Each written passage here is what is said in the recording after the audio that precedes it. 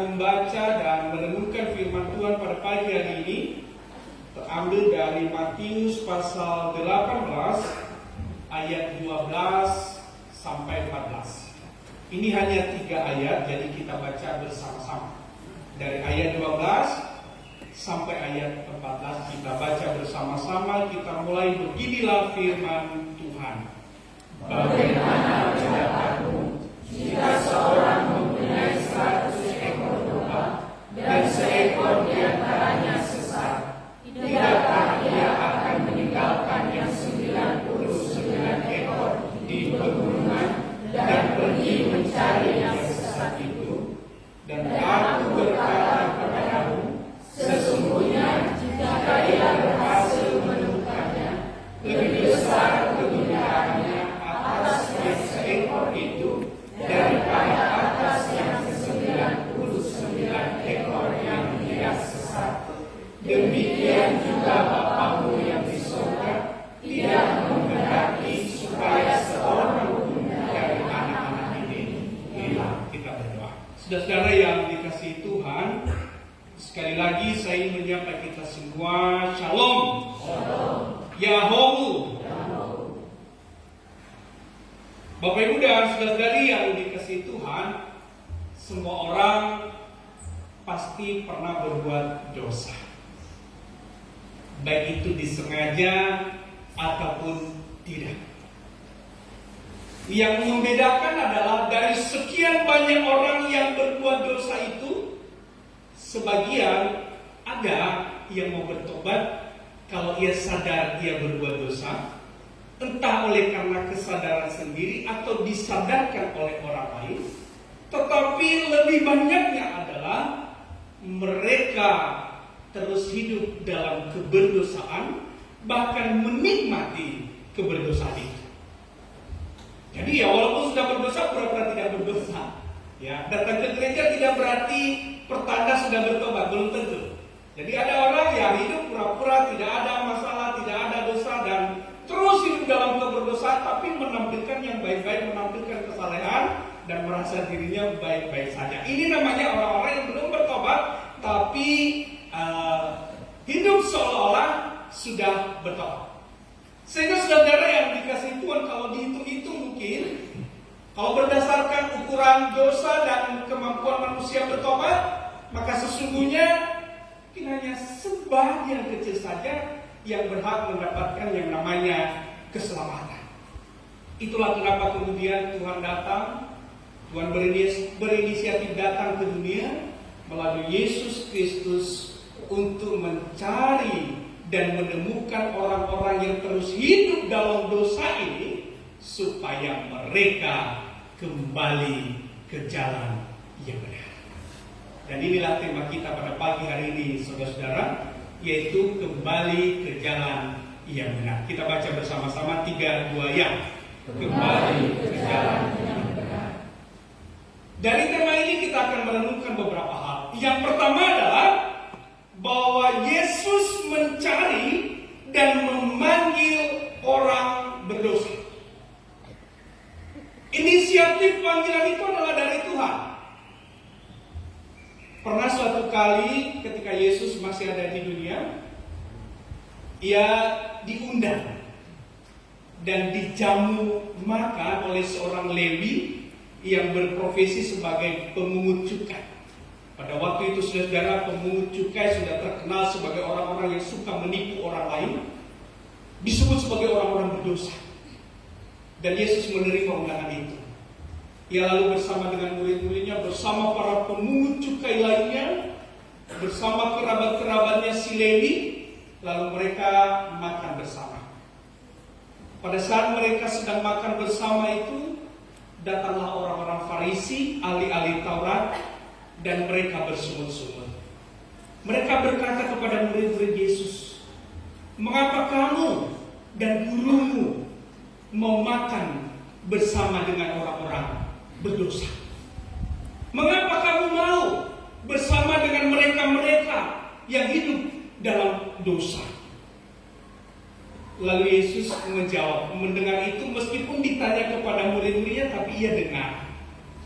Lalu ia berkata, sehat yang memerlukan tabib, tetapi orang sakit. Aku datang bukan untuk memanggil orang benar, tetapi orang berdosa supaya mereka bertobat.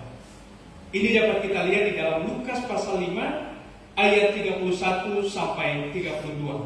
Sejak awal Yesus memang memproklamirkan dirinya bahwa ia datang ke dunia untuk mencari dan memanggil orang-orang yang berdosa. Tujuannya apa? Ya supaya mereka kembali ke jalan yang benar, supaya mereka mau bertobat.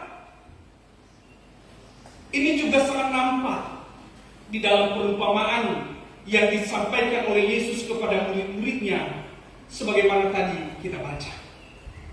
Di dalam perumpamaan ini Yesus menyampaikan bahwa ada satu orang gembala memiliki 100 ekor domba.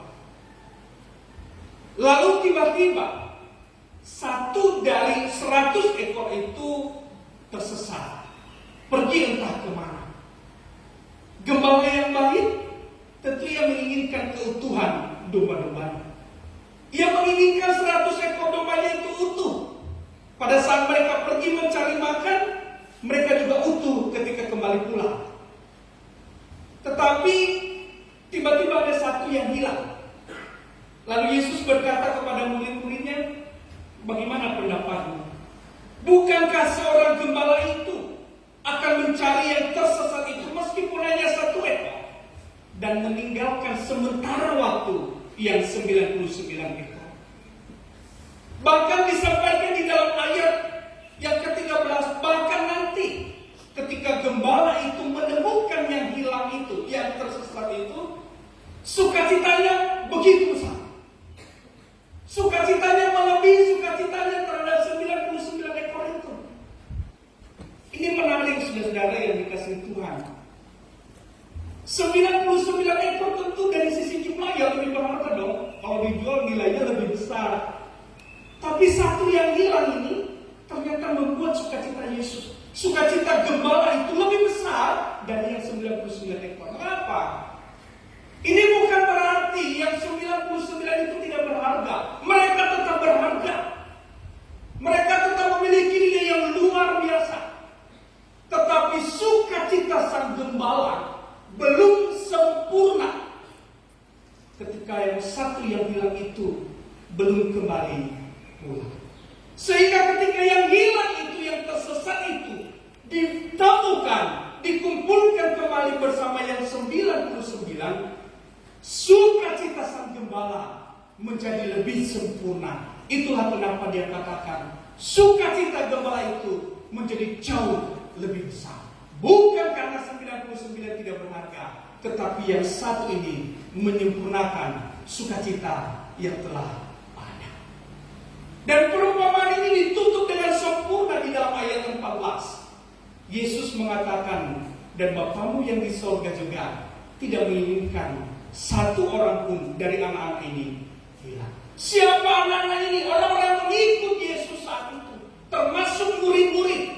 Karena Tuhan tahu bahwa penyesatan akan ada, penganiayaan akan ada, pencobaan akan ada, dan mereka yang tidak berada dalam kumpulan itu, yang tidak setia pada Yesus itu, mereka akan tergoda untuk pergi jauh dan tersesat.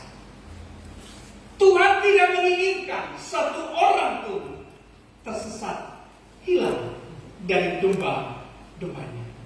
Ini perumpamaan yang luar biasa, saudara yang dikasihi Tuhan, bahwa sungguh Tuhan itu tidak menginginkan anak-anaknya, termasuk kita yang hadir pada saat ini, domba-domba Tuhan ini.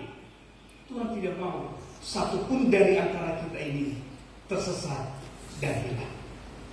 Tuhan berinisiatif, ia mencari, dan ketika ia temukan anaknya yang hilang, dombanya yang hilang, sukacita Tuhan semakin sempurna. Ini yang pertama, bahwa inisiatif itu datang dari Tuhan sendiri. Yang kedua, saudara yang dikasihi Tuhan, kembali ke jalan yang benar. Yang kedua adalah bahwa setiap orang yang tersesat dan hilang itu disebut orang berdosa itu harus juga mau menanggapi dan merespon panggilan Tuhan. Banyak orang ketika diberitahu kesalahannya tidak mau tahu, malah marah. Kalau ditegur marah gitu ya. Ya. Udah tersesat diberitahu jalan pulang juga tidak mau. Yang dibutuhkan Tuhan adalah respon kita tanggapi dengan benar. Pada suatu ketika Bapak Ibu dan Saudara yang dikasihi Tuhan, Daud, semua pasti kenal Daud. Daud itu tersesat. Tersesatnya apa? Ketika ia melihat Batseba yang cantik itu, walaupun sudah bersuami, tapi ia tertarik. Ia lalu selingkuh, jatuh dalam dosa perzinahan. Untuk memuluskan ianya, ia tambah lagi dosanya. Ia tambah lagi ketersesatannya dengan membunuh Uria. Bukan tangannya, tapi membiarkan Uria mati di medan pertempuran. Lalu setelah Uria mati, ia kemudian menikahi Batseba. Rencananya tercapai. Ia lalu kemudian pura-pura tidak terjadi apa-apa. Di depan banyak orang yang menikahi Batseba, seolah-olah dia sebagai seorang pribadi yang baik, yang mau menikahi janda Uria. Ia pura-pura hidup tanpa dosa. Ia terus menikmati keberdosaan itu. Walaupun sesungguhnya di dalam hatinya juga ia merasakan tertekan. Tapi demi terlihat saleh, terlihat baik, ia pura-pura tidak berdosa. Ia terus hidup dalam keberdosaannya. Ia menikmati ketersesatannya. Hingga suatu waktu Tuhan memanggilnya dan mencarinya melalui Nabi Natan. Nabi Natan datang dengan luar biasa, menegur dan menyadarkan Daud. Pada saat itu Daud sadar, karena Nabi Natan juga menyampaikan bahwa dosamu begitu menjijikkan di hadapan Tuhan. Dosamu ini sudah diketahui oleh Tuhan. Meskipun engkau sembunyikan sedemikian rupa, Tuhan melihat. Dan balasan Tuhan sungguh nyata. Di dalam 2 Samuel pasal 12 itu, Nabi Natan menegaskan, ingat Daud, engkau mengambil istri Uria secara tersembunyi, tetapi Tuhan akan membuat istri-istrimu diambil orang secara terang-terang. Dan yang melakukannya adalah dari kaum keluargamu sendiri. Pembalasan sungguh luar biasa. Dan apa yang terjadi? Anaknya yang bernama Absalom kemudian mengambil gundik-gundik ayahnya itu, istri-istri ayahnya itu, dan meniduri mereka di depan bangsa Israel. Itu pembalasan. Ketika kemudian Daud mendengar itu dari Nabi Natan, ia takut. Ia kemudian berdoa, memohon pengampunan kepada Tuhan. Dan itu tadi yang kita baca di firman Tuhan yang kedua. Bisa ditampilkan. Multimedia bisa ditampilkan. Ketika Nabi Natan menyadarkan Daud, lalu Daud menyadari, ia merespon dengan benar dan kemudian mengaku dosanya. Dari Mazmur 51, pembacaan firman Tuhan yang kedua bisa ditampilkan.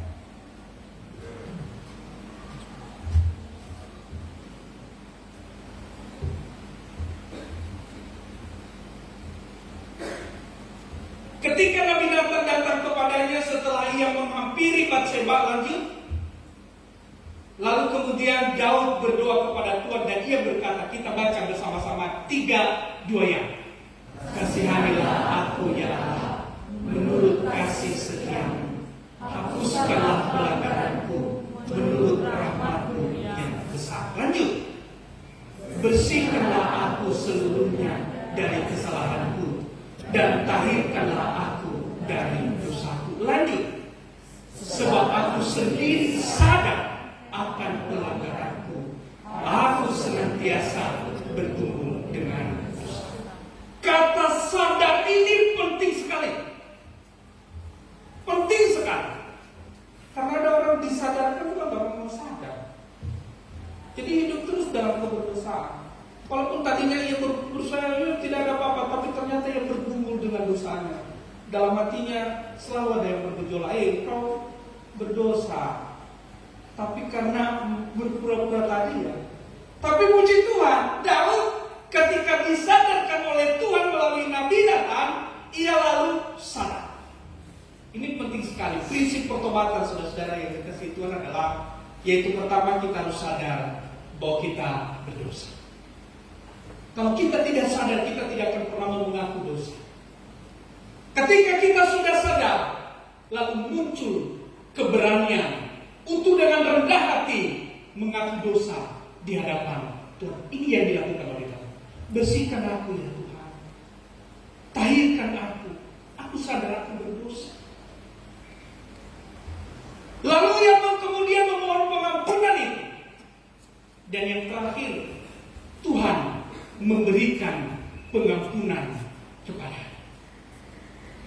Dan Daud memiliki komitmen untuk tidak mengulangi dosa itu lagi di masa yang akan datang. Sehingga kalau kita lihat nanti juga Bapak Ibu dan Saudara yang dikasihi Tuhan, memang sih dosanya itu tetap mendapat hukuman, tapi hidupnya dibarui dari waktu ke waktu. Tuhan menjaga keselamatan nyawanya dari musuh-musuhnya. Tuhan juga menjaga keutuhan kerajaannya, menjaga jabatannya selama 40 tahun. Orang yang bertobat bukan berarti orang yang tidak punya salah, tetapi mereka yang sudah berdosa, lalu kemudian sadar, merespon panggilan Tuhan, merespon pencarian Tuhan, lalu mereka kemudian kembali ke jalan yang benar. Ini adalah respon yang luar biasa yang telah ditunjukkan oleh Daud. Pertanyaannya adalah kepada kita pada saat ini, Bapak Ibu. Saya tidak mau mengatakan Bapak Ibu sudah berdosa, tapi masing-masing kita menyelidiki hati kita. Mari kita periksa diri. Apa dosa yang sudah kita lakukan? Jangan berpikir bahwa ya setiap minggu kan pasti sudah mengaku dosa. Ya kan ada di dalam tata ibadah mengaku dosa. Tapi seringkali Bapak Ibu itu tidak cukup waktu bagi kita untuk sesungguhnya melihat dan mengaku dosa.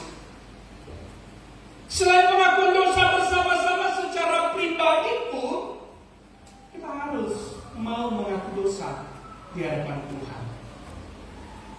Cara Tuhan menyadarkan kita itu macam-macam, saudara. Ada yang disadarkan dengan cara yang baik-baik, dengan lemah lembut. Tapi seringkali panggilan yang lemah lembut itu kita abaikan. Tapi ada saatnya di mana Tuhan juga menyadarkan dengan begitu keras, menegur begitu hebat, baru nanti kemudian orang itu sadar. Nah, kita jangan tunggu Tuhan mencari kita dengan cara yang keras, memaksa kita dengan cara yang keras, baru sadar. Pada saat Tuhan memanggil kita dengan kasih-Nya yang lemah lembut ini, mari kita sambut. Kita datang kepada Tuhan dan memohon belas kasihan. Saya tidak tahu apa dosa yang sudah kita lakukan masing-masing. Kalau saat ini kita masih menikmati keberdosaan itu, saatnya kembali pulang ke jalan yang benar. Tuhan memanggil dengan sungguh lembut. Sungguh lembut Tuhan Yesus memanggil aku dan kau. Lihatlah Dia prihatin menunggu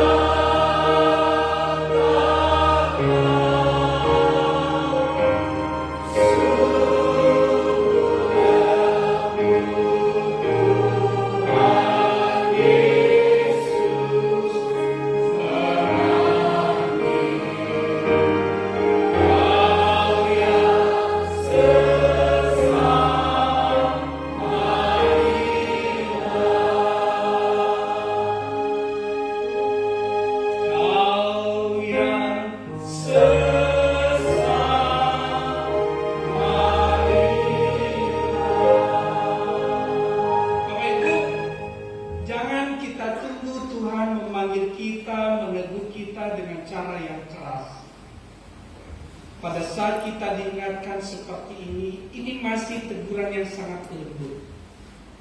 Panggilan yang sangat lembut. Supaya hati kita yang keras, yang masih hidup terus dalam dosa, kita lembutkan. Kita datang kepada Tuhan dan punya komitmen untuk berhenti melakukan dosa. Apakah kita siap berhenti dari dosa? Amin. Tidak terakhir. Gereja sebagai orang-orang yang sudah diampuni Tuhan. Anggaplah kita ini semua sudah menyatakan dosa-dosa, kita sudah berbalik ke jalan yang benar. Kita sudah benar-benar hidup seturut dengan kehendak Tuhan. Menjadi gereja, ingat gereja bukan gedungnya ya, semua orang-orangnya. Kita sebagai gereja diminta juga untuk mencari mereka yang hilang dan tersesat. Ada satu cerita Bapak Ibu dan Saudari yang dikasihi Tuhan. Pernah suatu ketika seorang pria datang beribadah di gereja yang biasanya melakukan ibadah dalam suasana yang begitu hikmat, hening, begitu tenang, baik dalam nyanyian maupun dalam doa maupun dalam saat mendengar firman, semua hening. Tetapi pada saat pendeta sedang berkhotbah, tiba-tiba pria yang datang ke gereja itu lupa mematikan atau men-silent HP-nya, lalu tiba-tiba ada telepon masuk berdering begitu besar. Semua orang terganggu. Lalu semua mata melihatnya dengan tatapan menghakimi. Mereka tidak berkata apa-apa, tapi melihat pria itu dengan tatapan menghakimi. Ia begitu malu pada saat itu. Lalu ketika ibadah selesai, majelisnya datang. Salah satu majelis datang dan menegurnya. Cenderung lebih memarahi sebenarnya. Bapak sudah tahu, gereja kita selalu menjaga ketertiban. Tidak boleh ada yang ribut-ribut. Dan semua orang terganggu, Pak. Ia tertunduk, merasa sangat malu. Lalu sepanjang perjalanan pulang, istrinya juga mengomelinya. Kamu loh Pak, udah diingatkan terus nih. Setiap waktu ada pengumuman loh, HP di silent, tapi kamu lupa. Masa untuk datang ke gereja lupa? Ia disalahkan. Lalu dengan hatinya yang penuh kegelisahan itu, malamnya dia datang ke kafe, ke bar. Suasana hatinya masih belum stabil karena merasa sangat bersalah, sangat tidak enak hatinya. Lalu ia datang mencoba melarikan diri ke kafe, ke bar. Dan ketika ia memesan minum lalu diberikan kepadanya, karena suasana hatinya sedang gundah, ia mengambil minuman tanpa sengaja lalu jatuh, pecah.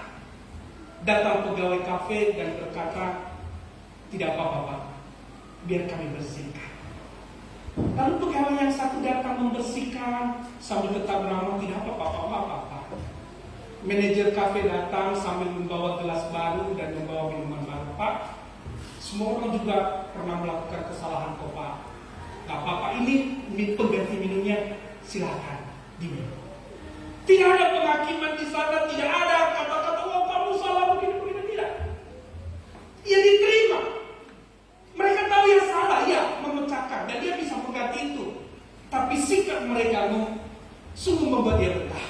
Kalau apa yang terjadi, lama-lama si bapak lebih rajin ke kafe dan berhenti ke gereja. Kenapa? Dia tahu gereja tempat menghakimi jadinya. Semua orang melihat itu dengan begitu Pak. Kadang-kadang juga ibu-ibu jadi malas ke gereja bawa anak.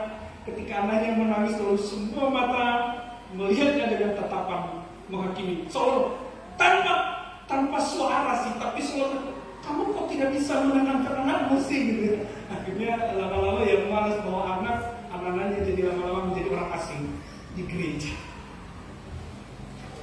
Bapak ini kemudian yang menjadi lama-lama hilang dari gereja. Kalau gereja kemudian tidak mencoba memanggilnya pulang dengan panggilan yang lembut, dia akan semakin tersesat dan menikmati hidup di luar gereja. Saat ini Bapak Ibu Saudari yang dikasih tadi cerita ini, ya kita sebagai gereja, Tuhan saja mau menerima kesalahan kita. Tuhan saja mau menerima keberdosaan kita dengan catatan loh ya, bertobat. Bukan berarti kompromi dengan dosa, bukan. Ya kita sebagai gereja kita, mari kita hilangkan dari sikap-sikap kita yang cenderung menghakimi orang, menyalahkan orang. Bukan kemudian kita kompromi dengan dosa, kita beritahukan dengan cara yang lembut, supaya orangnya tidak kemudian merasa terasing dan dia kemudian menjadi malas untuk berkumpul dengan kawanan domba itu. Karena Tuhan mau supaya setiap orang, setiap domba Tuhan itu jangan ada yang terhilang dari kawanan. Ini gereja kita. Mari kita lihat siapa yang sudah terhilang dari antara kita, dan mari kita cari. Karena Tuhan sudah mencari kita lebih dulu, saatnya kita juga mencari mereka yang hilang, mencari mereka yang tersesat untuk dibawa kembali pulang. Karena bukan hanya kita yang bersuka cita, tetapi Bapa di surga juga akan bersuka cita. Tuhan Yesus memberkati. Ayat hafalan. Ayat 14 kita baca bersama-sama 3 ya. Demikian juga Bapa